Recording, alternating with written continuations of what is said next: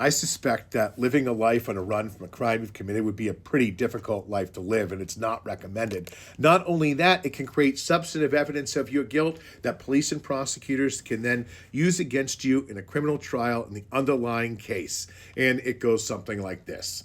In the state of New Hampshire, the rules of evidence describe and define for us what evidence and information police and prosecutors can admit in a trial against you. And generally speaking, what is allowed is relevant evidence, or that evidence that tends to prove or disprove an element of the specific charge you face or the defense to that charge. There are times, however, where other of your conduct also can be admissible against you in a criminal trial, and that includes evidence of periods of flight to show that you're conscious or aware of your own guilt. I've been part of a couple of murder trials in the state of New Hampshire historically where the defendants involved went to extraordinary lengths to obscure themselves from law enforcement looking for them. They changed their identity. They changed their appearance. They were hiding in trunks of cars, in basements of buildings, traveling from coast to coast in order to get away from a crime they've committed. All of those efforts to show how far that they would go to hide from crimes and to run from them, can be admissible as substantive evidence to show that the person is aware of their guilt and had something to hide. They're conscious of their own guilt, and that way it's admissible against them.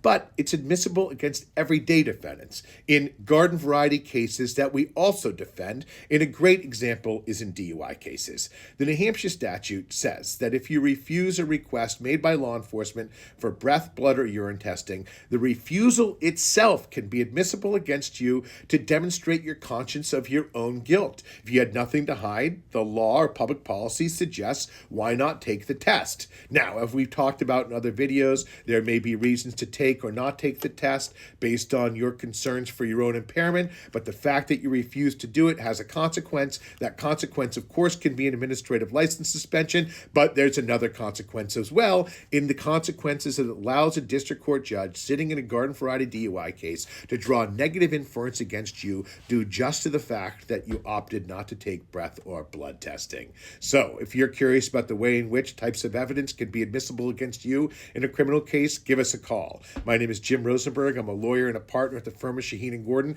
We've got offices throughout the state of New Hampshire and in Maine as well. And today, for the first time, I'm going to be going live on The Defense Rests here on this platform in order to answer questions of yours that come up routinely for us as we're defending criminal cases in the state of New Hampshire. Thank you.